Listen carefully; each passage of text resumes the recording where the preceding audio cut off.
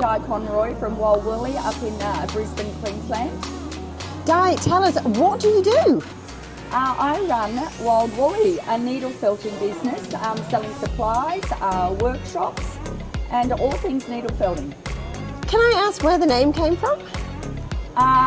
It came from making things out of wool, and I want them to be wild and crazy.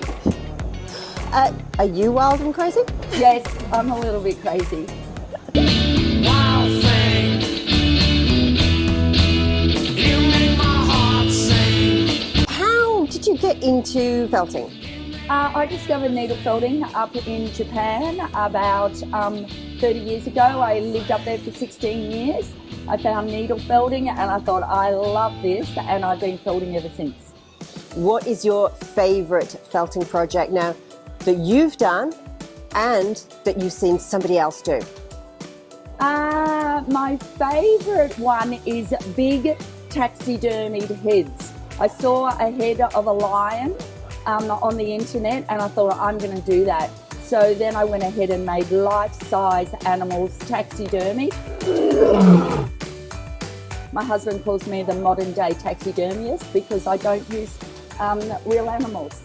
All my commission work obviously is done by myself, but I run Funky Felders up in Brisbane once a month where I have people come into my studio and I guide them on anything they want to make. I also do shows all over Australia with CraftAlive, and I teach lots of beginners how to felt. So I'm felting with people all the time. How does it make you feel when you're teaching somebody to felt who maybe never done it before? Oh, I love teaching people because I actually remembered the first time I learned, I was so excited. A little Japanese lady taught me how to felt from up in Japan, and I was so excited. So I know when people are coming to me, they walk into my studio or into CraftAlive where I teach, and they say, I can't wait, I'm so excited, and I know the feeling. So that's great. Do you want to start needle felting? Here's my top tips. Okay, so as a beginner, all you need is a wool mat, one needle, and what I call a multi-tool, which has had 3 needles, and then just some wool. And off you go. You're ready to get started felting. And what you're doing is just putting all these beautiful fibres together with a barbed needle.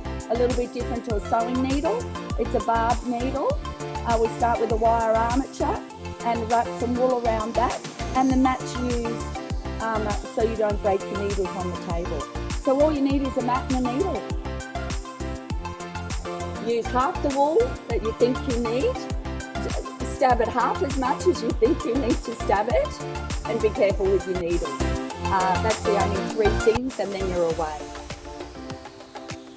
Oh, look, I love felting because, for one, you're stabbing something, and that kind of feels nice. And everybody says the same thing. It's really lovely to just sit there and create something out of beautiful Australian wool. That's one thing I love about it. But the other thing is sometimes I'll be in my studio all day. I won't have a coffee, I won't stop, I won't have lunch, because you actually get in flow and you forget about what you're doing. And that's when the creativity really comes, when you stop trying. So I love felting because it puts me in flow immediately when I sit down at my desk. Do you ever name any of these wonderful characters here? Yeah, this little rabbit kit here is called Rabbit De Niro. So I often, put names on them. But yes, when I make a kit, I do. How long does it take to make the 3D animal you're holding? Who have we got here? Right, this is the shortest class that I run. It's an hour and a half, and this is our beautiful Australian galah. We start with a ball of wool like that, and put a little bit of wire in it, and then off we go. But I do run master classes in my studio. A master class for a dog is 2 days. I also do big taxidermy heads, which take 5 days. So it depends what you're making and how big it is. But from an hour and a half right through to 5 days, you can make the most fantastic things. I just like to say to everybody, support your local wool industry and get felting. It's a natural fibre. There's plenty of it out there, and it will calm your nerves, and it will make you really creative. And anybody can do it. 5-year-old children start, and I've had 95-year-old people in my class. So get started, and you can get good really quickly.